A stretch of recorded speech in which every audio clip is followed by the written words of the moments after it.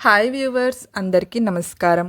మార్చి 6వ తేదీ 2026 శుక్రవారం. రేపే సంకటహార చతుర్థి అత్యంత విశేషమైనది.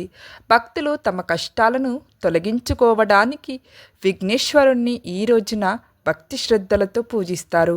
మీకోసం సరళమైన పూజా విధానం గురించి ఇక్కడ మనం వివరంగా తెలుసుకుందాం. మా వీడియోకి ఒక లైక్ కొట్టి ఓం గంగణపతియే నమః అని కామెంట్ చేయండి. పూజా విధానం ఏమిటంటే సంకల్పం మరియు శుద్ధి.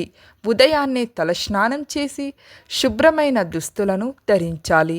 పూజా మందిరాన్ని కూడా శుభ్రం చేసి గణపతి విగ్రహానికి లేదా చిత్రపటానికి గంధం పూసి కుంకుమలతో బొట్టు పెట్టాలి.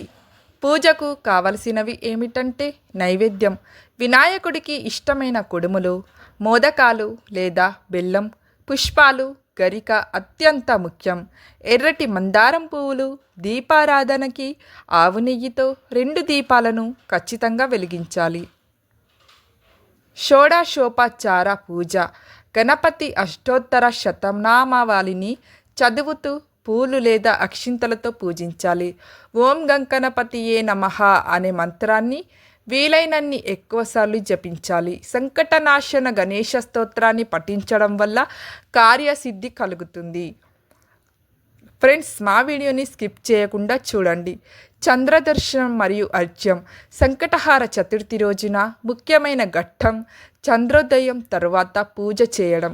రాత్రి చంద్రుణ్ణి చూసిన తర్వాత చంద్రుడికి మరియు గణపతికి అర్ఘ్యం నీరు వదిలిన తర్వాత వ్రతాన్ని ముగించాలి. ఇక్కడ పాటించవలసిన నియమాలు ఏమిటంటే ఉపవాసం. రోజంతా ఉపవాసం ఉండటం శ్రేష్టం.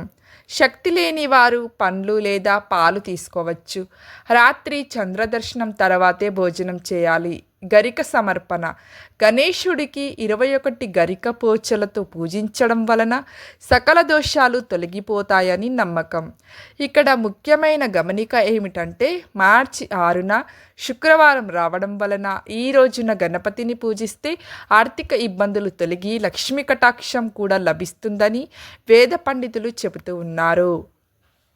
ఫ్రెండ్స్, మా వీడియోస్ కనుక మీకు నచ్చినట్లయితే ఒక లైక్ కొట్టి షేర్ చేసి ఓం నమః శివాయ అని కామెంట్ చేయండి.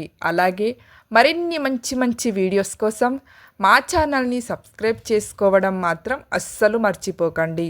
ధన్యవాదములు.